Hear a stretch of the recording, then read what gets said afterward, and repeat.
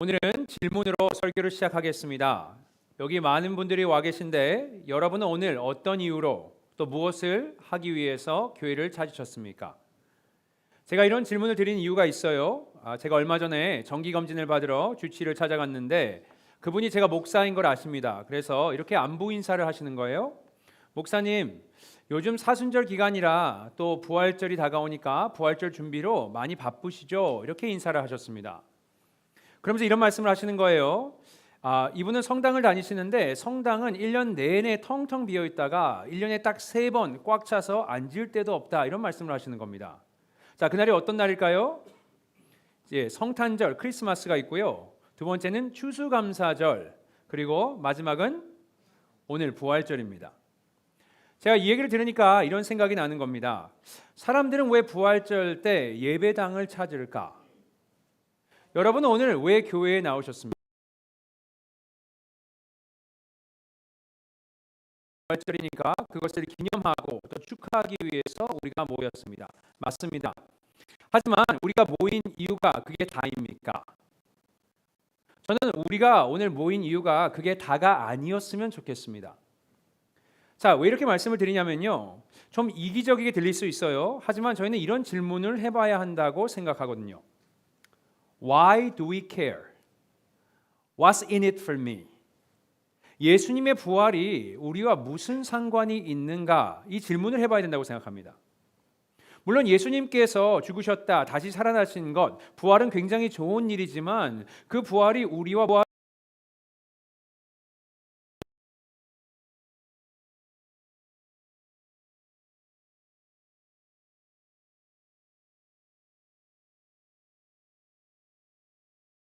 여러분, 친구 생일 파티에 왜 가십니까? 친구가 없어서 전혀 모르시는 분들도 계실 수 있는데, 그냥 그 친구에게 좋은 일이니까 그 친구를 축하해 주러 우리가 생일 파티에 가는 겁니다. 그래서 엄연히 따지고 보면 여러분과는 아무 상관이 없는 겁니다. It's good for you. 이런 마음으로 갑니다. 자, 그래서 우리는 진지하게 질문을 해봐야 하는 거예요. 우리는 왜 예수님의 부활을 기뻐하고 기념해야 하는가? 사실 이 질문의 답을 알아야 된다고 생각하는 것은 저뿐만이 아닙니다. 사도 바울도 오늘 본문에서 이 사실을 알려주기를 바랍니다. 그래서 바울이 이 편지를 썼는데 오늘 본문의 수신자인 데살로니가 교인들에게 이렇게 말을 하는 겁니다. 13절에 이렇게 시작되죠. 형제들아, 자는 자들에 관하여는 너희가 알지 못함을 우리가 원하지 아니하노니. 예수님의 부활이 그들과 무슨 상관이 있는지 알기를 원한다, 이런 내용인 겁니다. 사실 이것을 바울이 알기를 원한다기보다는 예수님께서 알리기를 원하시는 것 같습니다. 자, 그걸 알 수 있는 것이 바울이 그들에게 이런 말을 하죠. 15절에 이렇게 시작됩니다. 우리가 주의 말씀으로 너희에게 이것을 말하노니. 이것을 통해서 뭘 알 수 있습니까? 바울이 이야기를 하는 거예요. 이것은 바울의 자신의 생각이나 뜻이나 그의 말이 아니고 주의 말씀으로 예수님께서 그들에게 알았으면 하는 메시지다, 이렇게 얘기하고 있는 겁니다. 이것을 통해서 바울은 다시 한번 이야기하는 거예요. 그냥 본인은 메신저, 말씀을 전달하는 전달자의 역할이지 본인의 말이 아니고 이것은 예수님의 뜻과 예수님의 말이다, 이것을 정리해 주는 겁니다. 자, 그렇다면 예수님께서는 바울을 통해서 누구에게 부활에 대해서 알리기를 원하십니까? 다시 말해 메시지의 대상이 누구죠? 물론 말씀드렸듯이 이 서신의 수신자인 데살로니가의 그리스도인들이 그 대상입니다. 하지만 그게 다가 아니에요. 그것을 알 수 있는 것이 바울이 그들을, 그러니까 데살로니가 교인들을 칭할 때 쓰는 호칭이 있습니다. 어떤 호칭을 씁니까? 13절에 나와 있는데 형제들아 했습니다. 참고로 본문 5장 1절과 5장 4절에서도 계속해서 형제들아 이렇게 그들을 부릅니다. 자, 이것을 원어로 보시면요, 헬라어로 아델파이라는 단어인데 더 정확한 번역은 형제 자매들입니다. 형제 자매들이여, 그들을 계속 부릅니다. 당연히 바울이 그들을 형제 자매라고 부르는 것은 그들이 바울과 피를 나눈 친형제 자매다, 이런 내용이 아니고요. 그럼 뭡니까? 영적 형제 자매들이라는 겁니다. 그러니까 예수님을 믿고 하나님의 자녀가 되었는데, 그러면서 바울도 하나님의 자녀니까 자매들아, 아델파이 이렇게 계속 부르는 겁니다. 다시 말해서 모든 그리스도인들을 가리켜서 사용되는 상징적. 자, 그럼 이걸 통해서 우리는 어떻게 무엇을 알 수 있습니까? 지금 예수님께서 하시고자 하는 이 말씀의 대상이 단순히 데살로니가 교인들이 아니고 예수를 믿고 하나님의 자녀가 된, 그래서 바울의 형제 자매가 된 우리 모두를 포함한다는 겁니다. 자, 그러니까 예수님께서 이 부활이 우리와 무슨 상관이 있냐, 이것에 대해서 알리고자 하는 대상이요, 누구예요? 저와 여러분이라는 겁니다. 자, 그렇다면 한번 물어봤으면 좋겠습니다. 예수님의 부활이 우리와 무슨 상관이 있죠? 바울은요, 이것을 한 단어로 요약해서 이렇게 알려줍니다. 13절에 나오는데 바로 그 단어는 소망입니다. hope, 소망입니다. 다시 말해 예수님의 부활이 우리에겐 뭐가 된다고요? 소망이 된다, 이런 얘기입니다. 그리고 왜 예수님의 부활이 우리에게 소망이 되는지에 대해서 자세히 설명합니다. 자, 13절 우리 한번 다시 읽어볼까요? 함께 읽겠습니다. 시작. 형제들아, 자는 자들에 관하여는 너희가 알지 못함을 우리가 원하지 아니하노니 이는 소망 없는 다른 이와 같이 슬퍼하지 않게 하려 함이라. 그들에게 소망을 알려주기를 바란답니다. 왜? 소망 없는 자들은 슬퍼하지만 너희들은 슬퍼할 필요가 없다, 이렇게 얘기하는 겁니다. 이게 무슨 의미일까요? 왜 그들은 슬퍼하죠? 제가 이런 생각을 해봤어요. 세상 사람들이 가장 슬퍼하고 두려워하는 일이 무엇일까? 여러분 뭐라고 생각하십니까? 들리는 것 같은데 네, 맞습니다. 바로 죽음입니다. 왜 죽음을 가장 두려워하고 왜 죽음을 가장 슬퍼할까요? 이제는 끝이기 때문에 그렇습니다. 뭘 개선하거나 뭐가 더 좋아지거나 되돌릴 수 없어요. 죽으면 끝나는 겁니다. 그래서 이 종결성이 사람들에게 극도함으로 슬픔과 두려움을 느끼게 해주는 겁니다.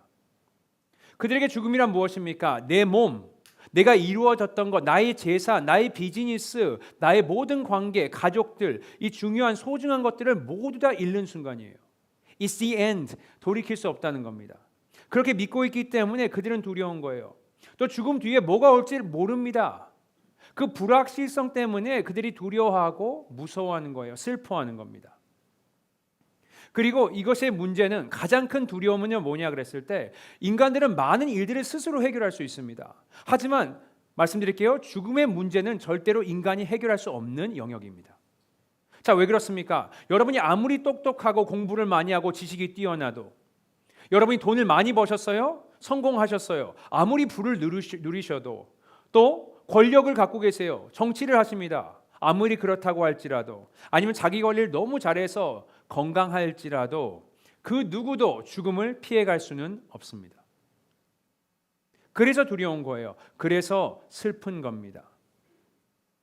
이게 죽음을 가장 슬퍼하고 두려워하는, 소망을 가진 너희들은 슬퍼할 필요 없다, 바울이 이야기합니다. 자, 왜 그렇습니까? 그리스도인들에게 육신의 죽음은 끝이 아니기 때문에 그렇습니다. 바울이 이 사실을 정말 알려주고 싶었던 것 같아요. 그래서 어떤 표현을 씁니까? 그들에게 죽었다라는 표현을 거의 쓰지 않고요, 일반적으로 뭐라고 합니까? 제가 읽어드릴게요. 13절, 14절, 15절에 나와 있습니다. 13절에 형제들아, 자는 자들에 관하여는, 14절입니다. 예수 안에서 자는 자들도, 15절 또 나옵니다. 자는 자보다 결코 앞서지 못하리라. 죽었다고 표현하지 않고요, 잔다라는 표현을 씁니다. 여러분 멀리서 보시면 죽은 자나 잔 자나 거의 비슷해 보여요. 그죠? 움직임도 없고 그냥 가만히 있습니다. 그런데요, 차이는 엄청납니다. 여러분 지난밤에 잘 주무셨죠? 그죠? 예.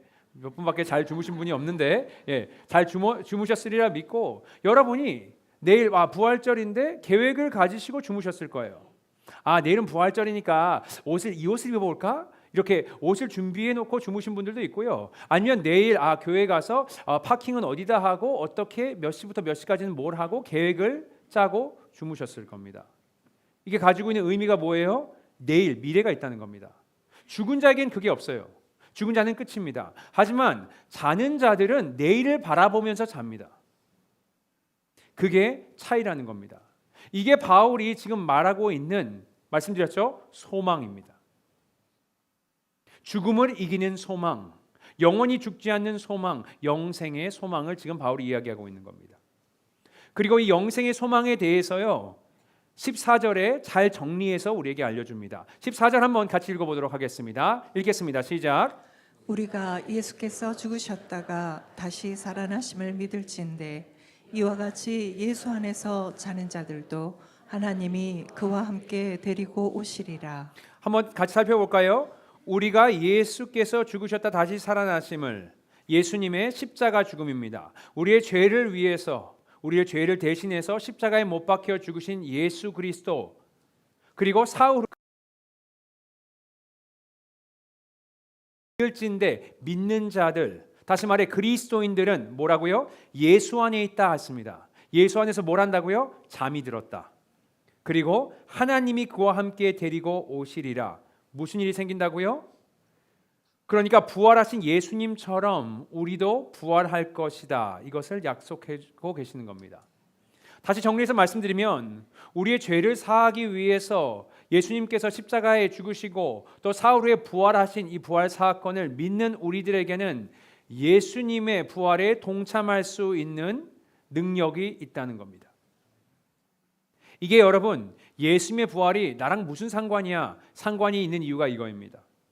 이 소망 때문에 우리는 지금 오늘 이 자리에 나와서 주님을 찬양하고 예배하고 있는 겁니다. 단순히 예수님의 부활만 우리가 찬양하고 기뻐하는 것이 아니에요. 나의 부활, 미래에 있을 나의 부활을 미리 우리가 그것을 바라보면서 믿음으로 선포하며 찬양하고 있는 겁니다. 이게 부활절의 의미입니다. 그리고 바울은 여기서 멈추지 않고 이 부활의 소망에 대해서 아주 구체적으로 오늘 본문에서 알려줍니다. 먼저 부활은 언제 하는지 그 시기를 알려주는데 우리 15절 말씀 한번 읽어보도록 하겠습니다. 읽겠습니다. 시작.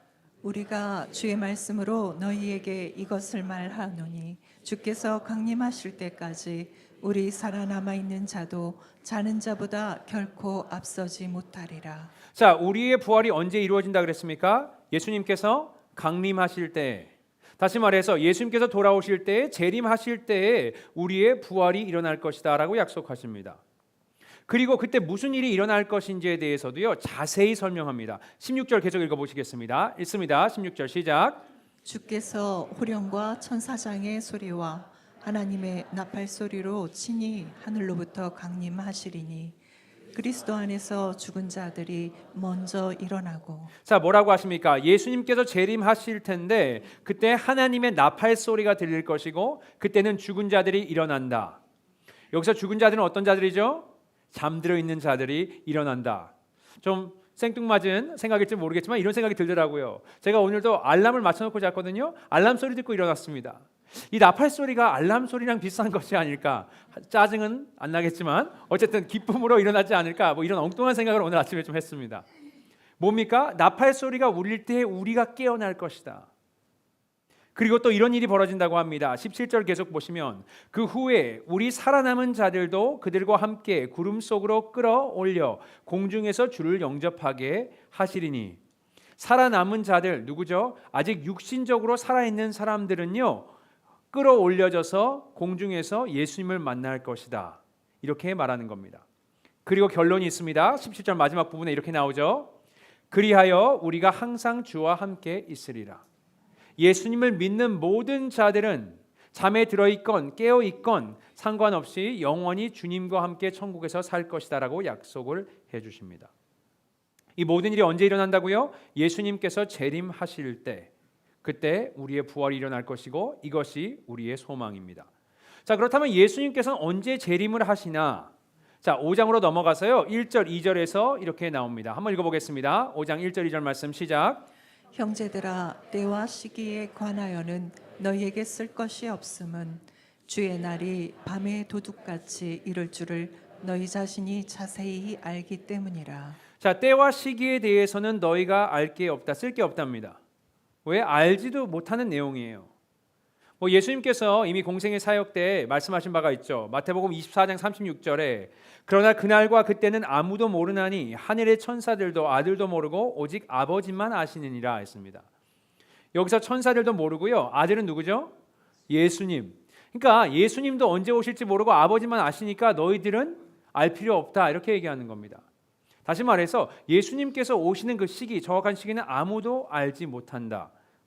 이렇게 정확한 때는 알 수 없지만 예수님의 재림은 어떻게 임한다고 합니까? 5장 3절에 이렇게 나와 있습니다. 그들이 평안하다 안전하다 할 그때에 임신한 여자에게 해산의 고통이 이름과 같이 멸망이 갑자기 그들에게 이르리니 결코 피하지 못하리라. 갑자기 임한다. 갑작스럽게 생각도 못한 때에 예수님께서 올 것이다. 그리고 결코 피하지 못할 것이다. 우리 모두가 이것에 대해서 부인할 수 없을 것이고 우리가 피할 수 없다고 얘기하고 계시는 겁니다. 이렇게 오늘 본문을 보시면요, 바울이 굉장히 구체적이게 우리의 부활의 소망에 대해서 설명을 해주십니다. 자, 이런 생각이 들었어요. 왜 이렇게 구체적으로 설명을 할까라는 생각이 들었습니다. 이게 다 이유가 있는 것 같아요. 왜 그렇습니까? 여러분, 우리의 부활의 소망이요, 우리의 피부로 느껴지지가 않습니다. 정말 무슨 말도 안 되는 이야기 같아요. 그죠? 예수님이 오시고 우리가 부활한다? 죽은 자가 살아난다? 말도 안 되는 엉뚱한 이야기 같습니다. 황당해요. 이걸 바울도 아는 것 같아요. 이게 얼마나 믿기 어려울 수 있는지, 그래서 이게 얼마나 분명히 일어날 사건인지 그것을 기록하듯이 자세히 기록을 한 겁니다. 일어날 때 이런 일들이 벌어질 것이고 이 사람들에겐 이런 일이 벌어질 것이고 저 사람들에겐 이런 일이 벌어질 것이다. 왜? 확실하다 이런 얘기입니다. 지금은 우리가 일어나지 않을 것 같을 수 있어요. 피부로 느끼지 않을 수 있습니다. 하지만 분명히 일어날 것이라는 겁니다. 그것을 믿는 자들이 지금 오늘 이 자리에 모여서 예수님의 부활을 축하하고 기념하는 겁니다. 우리가 이 소망이 있기에, 이것을 믿기에 우리가 어떻게 합니까? 우리의 주위 사람들, 우리의 동료와 가족들, 또 멀리 돈을 써가면서 시간을 써가면서 선교까지 가서 이 사실을 알리는 겁니다. 왜? 우리에게 이것은 진리거든요. 이 소망이 진짜이기 때문에 그렇습니다. 그리고 소망이 있는 자들, 이 예수님을 믿고 구원받은 자들은 어떻게 살아가야 하는지에 대해서도 알려줍니다. 한마디로 말씀드리면요, 우리는 소망이 없는 자와는 아주 다른 삶을 살아야 한다고 바울이 이야기합니다. 자, 얼마나 달라야 하는가? 지금 오늘 본문에서 비유법을 사용하는데 한번 살펴보겠습니다. 5장 4절에서 8절 말씀 한번 읽어보도록 하겠습니다. 읽겠습니다. 시작. 형제들아 너희는 어둠에 있지 아니하며 그날이 도둑같이 너희에게 임하지 못하리니 너희는 다 빛의 아들이요 낮의 아들이라. 우리가 밤이나 어두움에 속하지 아니하나니 그러므로 우리는 다른 이들과 같이 자지 말고 오직 깨어 정신을 차릴지라. 자는 자들은 밤에 자고 취하는 자들은 밤에 취하되 우리는 낮에 속하였으니 정신을 차리고 믿음과 사랑의 후심경을 붙이고 구원의 소망의 투구를 쓰자. 자, 아멘. 자, 어떤 비유법입니까? 빛과 어둠을 얘기하고요, 낮과 밤을 이야기합니다. 왜 이런 비유를 사용했을까 한번 생각해 보세요. 자, 빛과 어둠, 낮과 밤은 뭘 상징합니까? 정말 다른 겁니다. 여러분 생각해 보세요. 크게 두 가지로 볼 수 있을 것 같습니다. 빛과 어둠은 공존할 수가 없습니다. 절대로 될 수 없어요. 한번 생각해 보세요. 어둠은 빛의 부재입니다. 그죠? Darkness is the absence of light. 그죠? 부재입니다. 그러니까 서로 같이 존재할 수가 없는 거예요. 빛이 있는 곳에는 by definition 어둠이 없다는 겁니다. 존재할 수가 없다는 거예요. 그게 그 정의입니다. 마찬가지로 이 소망을 가지고 사는 우리는요, 그들과 삶의 목적이나 라이프 스타일, 우리가 추구하는 것들, 이것들이 같을 수가 없다는 겁니다. 제가 예전에도 말씀드렸는데 세상 사람들이 잘하는 말이 있어요. 그죠? YOLO라고 아시죠? YOLO. 그죠? You only live once. 이게 한국말로 얘기했을 때 그냥 이렇게 표현할 수 있을 것 같아요. 한 번 사는 인생. 그죠? 한 번 사는 인생입니다. 어차피 죽으면 다 끝나는 인생, 그냥 내가 하고 싶은 거 다 하고 살아야 된다 이런 얘기입니다. 누리고 싶은 거 다 누리고 내 마음에 드는 거 다 하고 내 마음 내키는 대로 살다가 죽는다 이런 내용입니다. 하지만 부활의 소망을 가지고 있는 우리의 삶은요 전혀 다릅니다. 그래서 같은 공간에서 같은 음식을 먹고 같은 일을 하며 우리가 살아가지만 빛과 또 어둠 같은 거예요. 너무 다르다는 겁니다. 그래서 바울이 정신을 못 차리고 있는 사람들에게 뭐라고 얘기합니까? 6절 한번 읽어볼까요? 읽겠습니다. 시작. 그러므로 우리는 다른 이들과 같이 자지 말고 오직 깨어 정신을 차릴지다. 좀 정신을 차리고 살아라는 겁니다. 그게 우리의 데스티니입니다. 왜냐? 하나님께서 우리를 구원하셨고 우리에게 구원의 또 영생의 소망을 주셨기 때문에 그렇습니다. 또 바울이 낮과 밤, 또 빛과 어둠의 비유를 사용한 이유가 있습니다. 자, 낮에는 뭐가 있죠? 빛이 있습니다. 자, 빛이 있으면 뭘 할 수 있습니까? 볼 수 있습니다. 그죠? 자, 밤은 어떻습니까? 어두워요. 밤엔 어떻습니까? 어둡기 때문에 볼 수가 없습니다. 다시 말해 소망을 가지고 있는 우리는 소망이 없는 이들이 보지 못하는 것을 볼 수 있다. 이런 내용입니다. 여러분 생각해 보세요. 여러분이 길을 가시는데 시각장애인이 있어요. 어떻게 하시겠습니까? 길을 못 찾고 헤매고 있어요. 막 벽에 부딪히고 있습니다. 여러분 어떻게 하시겠습니까? 아니 도와주시겠죠. 문을 잡아주시고 문을 열어주시고 그가 가는 목적지로 여러분께서 갈 수 있도록 도와주실 겁니다. 이게 우리가 해야 되는 것이에요. 뭐예요? 우리에게는 부활의 소망이 있습니다. 우리는 볼 수 있어요. 그럼 보지 못하는 사람들에게 어떻게 가야 하는지, 어느 길로 가야 하는지 우리가 인도를 해주는 것이 당연하다는 얘기입니다. 자, 그럼 남들이 보지 못하는 걸 보는 우리는 어떻게 해야 하는가? 자, 4장 18절에서 이런 말씀이 나옵니다. 우리 읽겠습니다. 시작. 그러므로 이러한 말로 서로 위로하라. 또 5장 11절에는 그러므로 피차 권면하고라는 단어를 사용합니다. 위로하라, 권면하라. 이게 사실은 같은 말이에요. 그리고 이것은 헬라어로 팔라칼레오. 파라 옆으로, 곁으로 이런 뜻이고요. 칼레오 불러내다 이런 뜻입니다. 이걸 종합해서 보면요, 곁으로 불러내라는 거예요. 이리 와봐, 우리 한번 와봐 이렇게 부르라는 겁니다. 다시 말해서 우리 주위에 정말 삶의 무게가 너무 무거워서 너무 고통받아서 많은 문제와 어려움으로 있는 사람들에게 우리가 서로 어떻게 권면해야 합니까? 이 부활의 소망으로 권면하라는 겁니다. 이 땅은 어두워요. 이 땅은 아픔이 있습니다. 슬픔과 죽음이 가득한 곳입니다. 그 누구도 피해갈 수 없어요. 슬픔에 잠겨 살아갑니다. 그들에게 어떻게 권면합니까? 우리가 가지고 있는 천국의 소망으로 그들에게 권면하라 이렇게 얘기하는 겁니다.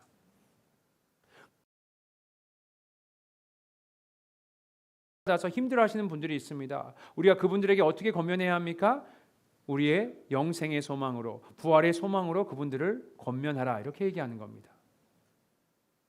또 주위에 믿음이 없으신 분들이 있어요. 그분들에게도 파라칼레오, 곁으로 부르셔서 내가 믿는 예수, 내가 가지고 있는 소망을 전달하라는 겁니다. 왜 그렇습니까? 우리의 부활의 소망이요, 여러분, 진짜거든요. 실체입니다. 우리가 지금은 여러분이 못 느낄 수 살고 같은 직장을 다니고 비슷한 음식을 먹고 우리 자녀들이 비슷한 학교를 다니면서 공부를 합니다. 다 비슷비슷해 보여요. 아무 차이를 못 느끼시죠? 하지만 말씀드릴게요. 언젠가는 그 차이를 느끼실 순간이 올 것입니다. 언제? 예수님께서 재림하실 때. 그래서 우리가 파라칼레오, 곁으로 불러서 우리가 계속해서 우리가 갖고 있는 소망을 전달해야 한다는 겁니다. 종종 교인들이나 교인의 지인들에게 위독하시다는 안타까운 소식을 듣게 됩니다. 그때 여러분, 제가 목사로서 이런 소식을 들을 때 가장 먼저 제 머리에 떠오르는 게 뭔지 아세요? 얼마나 심각하세요? 아니, 암이 걸리셨다고 했는데 생존율은 어떻게 되세요? 아니면 얼마나 사실 수 있대요? 이런 것들이 아닙니다. 여러분 뭔지 아세요? 딱 하나예요. 예수 믿으세요? 그거밖에 없습니다. 제 머릿속에. 다른 것들은 다음에 궁금합니다.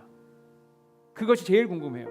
그게 제 관심사입니다. 왜 그렇습니까? 우리에게 이 땅은 잠시 지나가는 곳이고요. 우리에겐 영생이 있다고 주님께서 하셨고 그것을 제가 믿고 있기 때문에 그렇습니다. 사실 제가 그걸 안 믿었어요. 저도 무신론자를 컸습니다. 아시는 분들은 아시겠지만 하나님은 없다, 예수는 없다 했습니다. 그런데 하루는 제 친구들이 계속 찾아와서 교회를 나가보라는 거예요.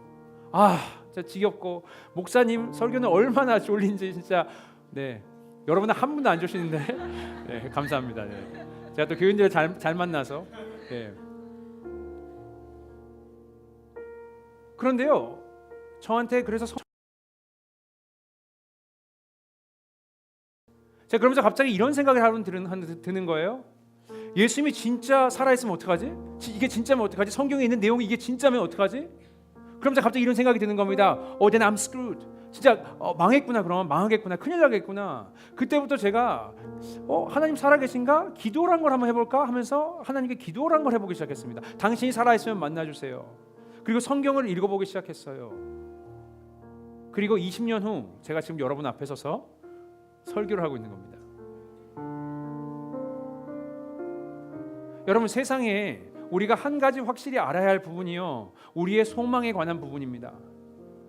왜냐하면 말씀드렸듯이 죽음을 피해갈 수 있는 사람은 아무도 없습니다. 아무도 없어요. 그때를 우리가 준비하고 살아가야 한다는 겁니다. 이게 우리의 소망이에요. 여러분 제가 지난주인가 정도 된 것 같은데 어떤 성도 한 분을 뵀습니다. 사실 제가 전도사 때 학생으로 있었던 학생이었어요. 중고등부 학생이었는데 이제 결혼을 하게 되면서 저에게 이제 주례를 부탁하는 과정에서 만나게 됐습니다. 그런데 이 친구가 교회를 잘 나오다가 요즘에 교회를 안 나오는 거예요. 그리고 배우자가 이제 무신론자라고 이제 소개를 해주면서 우리가 얘기를 좀 나눴습니다. 그러면서 이런 얘기를 하는 거예요. 내 남편 될 사람도 그런데 나도 예수가 안 믿어진다 요즘엔. 책을 하나 읽고 있는데 그 책의 내용을 보니까 이거는 뭐 예수님 하나님께서 이 땅을 창조하신 것도 안 믿어진다. 갑자기 이런 얘기를 하는 거예요. 제가 그 말을 듣는데요, 여러분 정말 마음이 너무 아픈 거예요. 슬펐습니다. 울컥했어요. 여러분 저를 아시는 분은 아시겠지만 저는 대문자 T입니다. 그래서 절대 울지 않아요. 예, 가끔 웁니다. 혼자서 숨어서. 근데 진짜 울컥하는 거예요. 눈물이 나올 것 같은 겁니다. 왜? 제가 어릴 때부터 알고 있었던 이 친구가 지금 예수님이 안 믿어진다고 하니 제가 얼마나 가슴이 아프겠습니까? 그러면서 제가 얘기했어요. 결혼 뭐 그런 거 나한테 중요하지 않다. 뭐 너의 커리어도 중요하지 않아. 지금 중요한 건 딱 하나밖에 없어. 너 예수를 알아야 돼. 정말 큰일 나. 이러면서 제가 정말 부탁을 했습니다. 간절히 기도하라고, 주님 앞에 기도하라고. 아니 세상에서는 예수가 거짓이라고 계속 말을 듣고 있는데 너가 말씀을 통해서 또 기도를 통해서 하나님을 안 만나고 있으니 당연한 거 아닌가? 거짓이 더 진짜처럼 느껴지는 세상에 살고 있거든요. 우리는 유튜브를 보면서 우리가 영상을 보면서 또 세속적인 책들 좋습니다. 읽고 배우면서 그것들에 우리가 영향력을 끼치는데 우리가 하나님 말씀과 기도를 하지 않는데 당연히 의심이 들 수밖에 없죠. 제가 그래서 부탁을 했고 또 부탁을 했습니다. 제발 하나님을 찾아달라고. 그 무신론자 친구를 붙들고도 얘기했어요. 나도 너 같은 적이 있었다 하면서 제가 얘기를 했습니다. 간절하게 얘기했어요. 왜? 저는 제가 갖고 있는 소망이 진짜인 걸 알고 있거든요. 그러니까 파라칼레오 그들을 제 곁으로 불러서 제가 얘기를 한 겁니다. 여러분 우리에게 정말 위대한 부활의 소망이 주어졌습니다. 이건 실체예요, 여러분. 우리가 이 부활의 소망을 기억하고 예수님의 재림을 준비하며 여러분이 겪고 계신 아픔과 슬픔 또 유혹들을 극복해 나가시고 늘 주님께 기도하며 여기 보니까 여러분 구원의 투구를 쓰시고 이 영적 전쟁을 승리함으로 나아가시는 여러분 되시기를 예수님의 이름으로 축복드립니다. 이 시간 함께 묵상하며 기도했으면 좋겠습니다. 여러분이 갖고 계신 그 소망이 진리인지 여러분이 갖고 계신 그 소망이 얼마나 위대한지 우리가 기억하며 주님 앞에 나오시는 시간을 갖도록 하겠습니다. 함께 묵상하십니다.